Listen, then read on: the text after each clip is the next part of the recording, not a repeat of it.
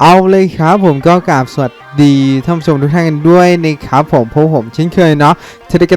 เตอร์นะวันนี้อยู่กับวันศุกร์สุดสัปดาห์การจันดับกันอีกเช่นเคยเนาะก็ในวันศุกร์นี้นะครับก็จะมีเกมมาใหม่มาให้ท่านผู้ชมได้โหลดได้เล่นกันอีกเช่นเคยนะครับก็จะมีทั้งเกมไม่ใช้เน็ตแล้วก็ใช้เน็ตที่ผสมบนเปกันไปนั่นเองนะครับก็อาจจะมีทั้งกราฟิกเทพหรือว่ากราฟิกระดับมือถือสเปคต่ำนะครับก็มีเช่นเดียวกันนะก็สำหรับใครที่ชอบคลิปนี้นะครับก็อย่าลืมกดไลค์ให้ด้วยกดแชร์ด้วยแล้วก็อย่าลืมกดกระดิ่งแจ้งเตือนเพื่อจะไม่พลาดคลิปใหม่ๆไว้ด้วยนั่นเองนะสำหรับใครที่อยากขอคลิปเข้ามาสามารถขอมาได้ใต้ล่างของทุกคลิปเลยนะครับเนาะโอเคนะครับเพื่อเป็นการไม่เสียเวลาในการไปดูกันเลยดีกว่าว่าจะมีเกมไหนมาใหม่กันบ้างเนาะไปดูกันเลยดีกว่าไปดูกันเลย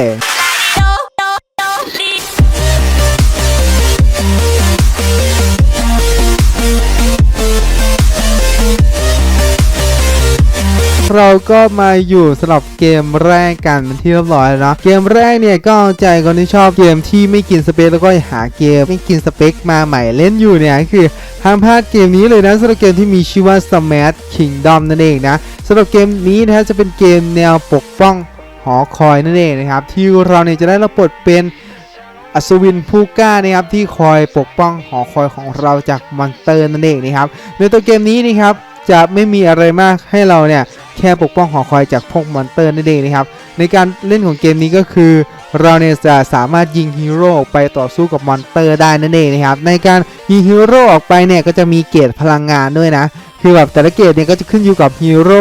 ของเราที่เอาไปด้วยนั่นเองนะครับแต่ละตัวเนี่ยก็จะมีแบบทักษะแตกต่างกันไปด้วยนั่นเองนะครับก็สามารถเข้ามาลองโหลดเล่นกันได้นะภาพกราฟิกก็ถือว่าเป็นภาพกราฟิกสุดน่ารักเลยทีเดียวนะครับก็ไปลองเล่นกันดูได้นะ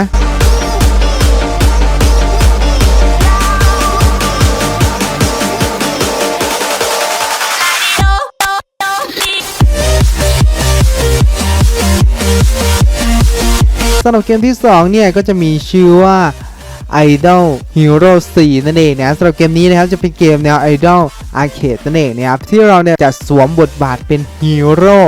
เหล่าผู้กล้าที่มีพลังพิเศษที่จะต่อสู้เพื่อพิทักษ์ความเป็นธรรมนั่นเองนะครับในตัวเกมนี้นะครับก็เป็นเกมที่เล่นแบบชิวๆเล่นแบบเพลินๆคือแบบไม่ต้องเครียดอะไรมากแค่เราเนี่ยจะผสมตัวละครนะครับให้ตัวละครของเราเนี่ยจะมีความเก่งขึ้นเรื่อยๆจะมีความโหดแตกต่างกันไปด้วยนะก็เป็นเกมที่ค่อนข้างจะเล่นง่ายแล้วก็ไม่ต้องคิดอะไรมากเลยทีเดียวภาพกราฟิกเนี่ยมันจะออกแนวการ์ตูนหน่อยภาพมองในการเล่นเกมนี้จะเป็นมองภาพ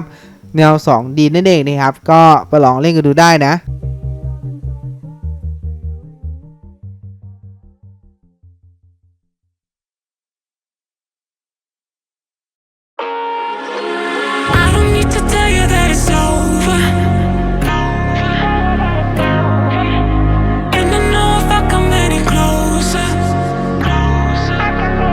เกมที่3เนี่ยก็ใจของที่ชอบเล่นเกม PC ที่พอร์ตลงมามือถือแล้วก็ยังหาที่เป็นเกมเล่นกับเพื่อนเล่นอยู่เนี่ยคือห้ามพลาดเกมนี้เลยนะสำหรับเกมที่มีชื่อว่า Secret Neighbor นั่นเองนะครับเกม Secret Neighbor เนี่ยก็จะเป็นเครือเดียวกันกับ Hello Neighbor เลยนะครับก็จะเป็นเกมคนลุงกับเด็กน้อยนั่นแหละนะครับก็ในตัวเกมนี้นะครับจะเป็นเกมที่สามารถเล่นกับเพื่อนเล่นกับคนอื่นได้ด้วยนะคือมันจะแบ่งคนอยู่6คนนะครับใน6คนเนี่ยก็จะคนนึงนะครับก็จะเป็นเจ้าของบ้านหรือว่าคุณลุงนั่นแหละนะครับสามารถแปลงกายได้นั่นเองนะครับแล้วก็เกมนี้นะครับมีรูปแบบการเล่นง่ายคือเราเนี่ยแค่หากุญแจลงไปในห้องใต้ดินให้ได้นั่นแหละนะครับแต่ว่าในการหากุญแจเนี่ยก็จะมีผู้เล่นอีกคนนะครับที่เป็นคุณลุงเนี่ยก็ต้องสกัดกั้นไม่ให้ลงไปให้ได้นั่นแหละนะครับเนาะภาพกราฟิกในตัวเกมนี้นะครับจะเหมือนใน PC ทั้งหมดเลยนะครับก็ภาพมองในการเล่นเกมนี้จะเป็นภาพมองบุคคลที่1นั่นเองนะครับก็สามารถเข้าไปลงทะเบียนกันได้นะแต่ว่าตอนนี้ยังไม่มีให้ลงใน Play Store มีเฉพาะใน iOS เท่านั้นนะ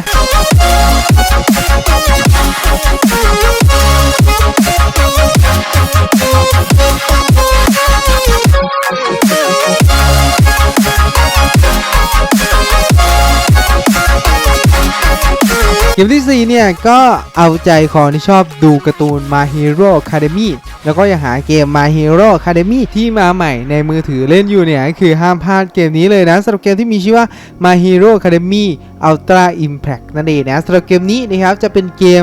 อีกตัวนะคือ My Hero Academy เนี่ยจะมีหลายเกมมากๆนะครับแต่ว่าตัวนี้ก็เป็นอีกเกมที่เอามาแนะนำแล้วกันในตัวเกมนี้นะครับก็จะมี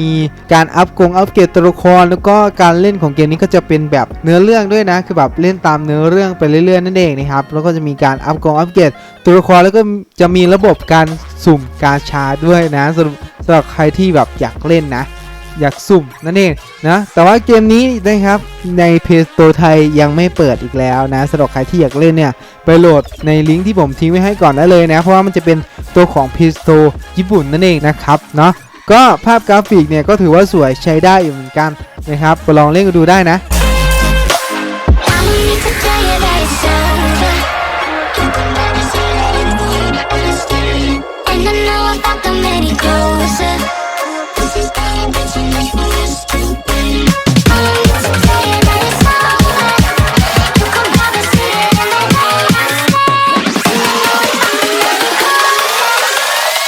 ก็มาอยู่สำหรับเกมครึ่งทางกันเรียบร้อยเนาะสำหรับเกมครึ่งทางเนี่ยก็จะมีชื่อว่า Star Street Fantasy นั่นเองนะสำหรับเกมนี้นะครับจะเป็นเกม RPG แนวสไตล์ Turn Based อีกแล้วนั่นเองนะครับที่เกมนี้นะครับจะผสมผสานการเรียงเพชรนั่นเองนะครับที่เราเนี่ยสามารถเรียงเพชรได้แบบถ้าเราเรียงได้เยอะนะครับการโจมตีของเราเนี่ยก็จะแรงขึ้นเรื่อยๆนะครับในตัวเกมนี้นะครับจะมี4อาชีพให้เราไปเลือกกันนะแต่ละอาชีพเนี่ยก็จะมีแบบความแรงหรือว่าสเตตัสแตกต่างกันไปด้วยนั่นเองนะครับแล้วก็เกมนี้สามารถอัพเกรดตัวละครหรือว่าการสวมใส่ไอเทมที่เราหามาได้นั่นเองนะครับเกมนี้นะครับจะเป็นเกมที่เล่นด้วยระบบแนวตั้งนั่นเองนะสำหรับใครที่แบบเบื่อที่เป็นเกมแนวนอนแล้วก็อยากแบบถือมือเดียวเล่นเนี่ยก็คือไปลองเล่นเกมนี้ดูได้นะเป็นเกมที่ท่านจะเล่นสนุกเล่นเพลินๆได้นั่นเองภาพมองในการเล่นเกมนี้ก็จะเป็นภาพมองบุคคลที่3นั่นเองนะก็ไปลองเล่นกันดูได้นะ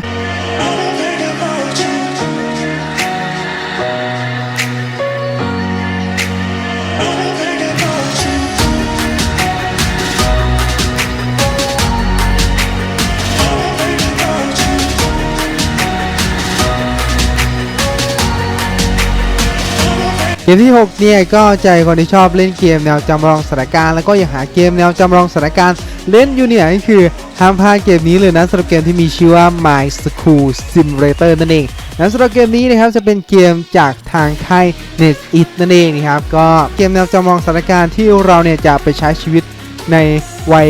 เรียนนะครับในวัยนักเรียนนะครับที่ในตัวเกมเนี่ยจะจำลองเมืองเนี่ยขึ้นมาจะเป็นเมืองของญี่ปุ่นนะครับหรือว่าโรงเรียนใน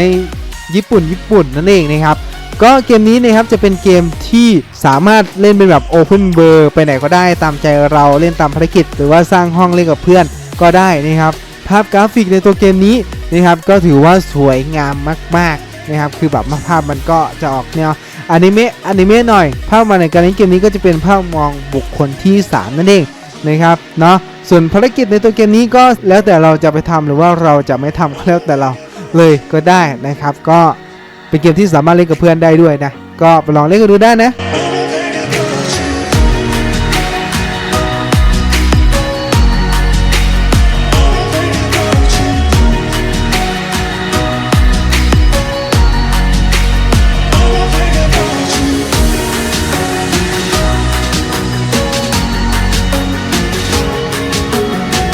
สำหรับเกมที่7เนี่ยก็จะเป็นเกมที่เอาใจคนที่ชอบดูบีสเทพมรณะแล้วก็ยังหาเกมบีสเทพมรณะเล่นอยู่เนี่ยคือห้ามพลาดเกมนี้เลยนะสำหรับเกมบีสเทพมรณะชีวิตนิรันดร์นั่นเองนะสำหรับเกมนี้นะครับจะเป็นเกมแนวบีสเทพมรณะลิขสิทธิ์แท้เลยทีเดียวนะครับแต่ว่าเกมนี้นะครับจะเป็นแนวสไตล์เทิร์นเบสคล้ายๆ One Punch Man The Strongest นั่นเองนะสำหรับใครที่ชอบแนวเทิร์นเบสนะครับคือก็ไปลองเล่นกันดูได้นะเป็นเกมที่ท่านจะเล่นเพลินเล่นมันได้ในตัวเกมนี้จะมีตัวละครให้เราไปเล่นกันเนี่ยเยอะแยะมากมายในการ์ตูนเบียดเลยทีเดียวนะครับคือแบบตัวละคร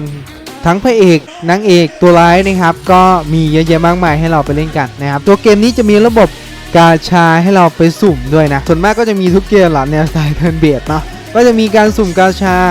ที่จะได้ตัวละครโหดๆมาเล่นด้วยนั่นเองนะครับในตอนนี้นะครับก็เป็นช่วงการแจกรางวัลการ์ดSSRอยู่ไปลอง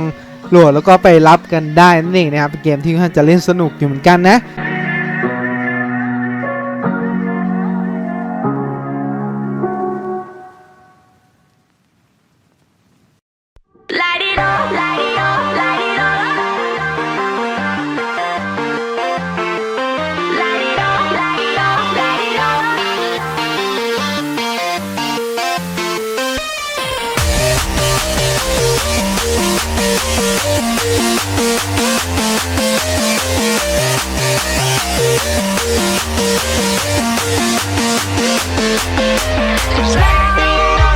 เกมที่8เนี่ยก็จะเป็นเกมที่มีชื่อว่า Our Planet นั่นเองนะสำหรับเกมนี้นะครับจะเป็นเกมแนวผจญภัย Open World แล้วก็ผสมแนวไซไฟเข้าไปด้วยนั่นเองนะแล้วก็เกมนี้นะครับเป็นเกมที่ใช้ Unreal Engine 4 ในการสร้างด้วยนั่นเองนะครับคือแบบภาพกราฟิกเนี่ยไม่ต้องบอกเลยว่าสวยขนาดไหนคือมือถือสเปคต่ำเนี่ยไม่สามารถเล่นได้แน่นอนเลยนะครับเนาะแต่ว่าเกมนี้นะครับยังไม่เปิดให้เล่นนะครับหรือว่ายังไม่เปิดให้โหลดหรือว่ายังไม่เปิดให้ลงทะเบียนนั่นเองนะครับเพิ่งเปิดตัวมาไม่กี่วันนี้นั่นเองนะครับก็สำหรับใครที่อยากไปลองเล่นเนี่ยก็อดใจรอไว้ก่อนเนาะเพราะว่าเกมยังไม่เปิดให้เราเล่นแค่เปิดตัวมาให้เรารู้ว่าเกมนี้เนี่ยจะมาแล้วนะน่าจะลงในแอปแท็บก่อนหรือว่าในทาง Play Store จีนก่อนแหละนะครับเนาะ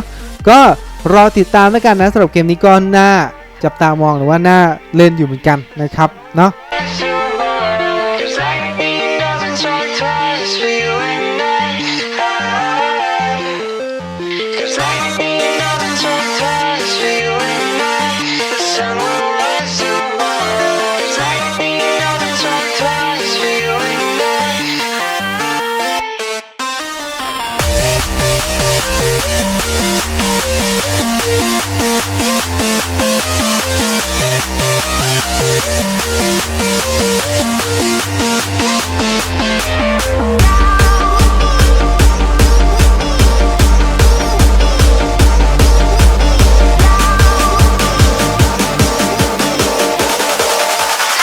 ก็มาอยู่สำหรับเกมรองอันดับสุดท้ายกันเป็นที่เรียบร้อยเนาะสำหรับเกมรองอันดับสุดท้ายเนี่ยก็ใจคอที่ชอบเล่นเกมแนว RPG แนวสไตล์ Turn Based กันอีกแล้วนะคือแบบในสัปดาห์นี้มีแต่เกมแนว Turn Based มาให้เราเล่นเนี่ยค่อนข้างเยอะแยะนะครับแล้วก็แต่ละตัวเนี่ยก็จะมีแบบภาพที่ค่อนข้างสวยแล้วก็เกมนี้ก็เป็นอีกเกมหนึ่งที่เป็นภาพที่ค่อนข้างสวยแล้วก็กินความจำมากๆนะครับคือความจำในการโหลดเกมนี้ก็ค่อนข้างเยอะหน่อยนะครับแต่ว่าสำหรับใครที่แบบไม่ได้ซีเรียสเรื่องความจำเนี่ยก็สามารถโหลดไปลองเล่นกันได้นะสำหรับเกมที่มีชื่อว่า Counter Strike นั่นเองนะก็เกมนี้นะครับก็จะเป็นเกมแนว Turn Based ที่เล่นตามเนื้อเรื่องไปเรื่อยๆนะครับจะมีเควสต่างๆให้เราเล่นไปเรื่อยๆแหละนะครับในตัวเกมนะครับก็จะมีระบบการสุ่มตัวละครหรือว่าระบบกาชาการอัปเกรดตัวละครด้วยระบบการคราฟของอุปกรณ์ก็มีเช่นเดียวกันนะครับก็ภาพกราฟิกก็ถือว่าโอเคแล้วก็สวยใช้ได้เหมือนกันนะครับเนาะก็สามารถไปลองโหลดเล่นกันดูได้นะสำหรับใครที่ต้องการเล่นเกมนี้เนาะ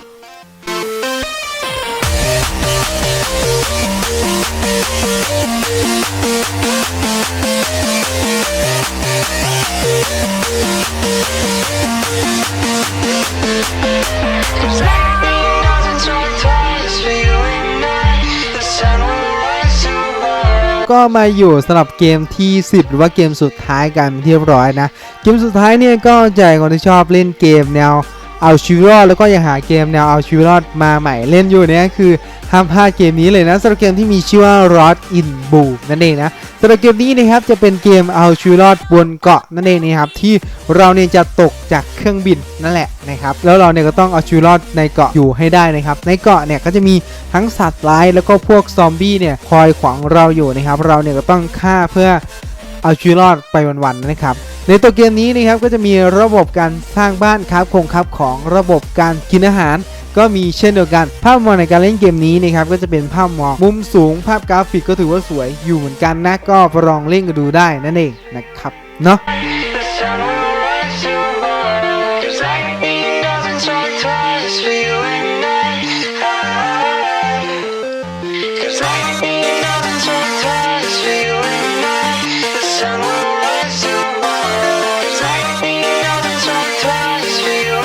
นะครับก็เป็นไงบ้างสำหรับ10เกมประจำสัปดาห์หรือว่า10เกมประจำวันศุกร์สุดสัปดาห์การจัดอันดับกันนะก็หวังว่าท่านผู้ชมเนี่ยนะจะได้เกมใหม่ไปโหลดกันนะก็สำหรับใครที่ชอบคลิปนี้นะครับก็อย่าลืมกดไลค์ด้วยกดแชร์ด้วยแล้วก็อย่าลืมกดกระดิ่งแจ้งเตือนเพื่อจะไม่พลาดคลิปใหม่ๆไว้ด้วยนั่นเองนะคลิปนี้ขอลาท่านผู้ชมก่อนเจอกันคลิปหน้าสวัสดีครับผม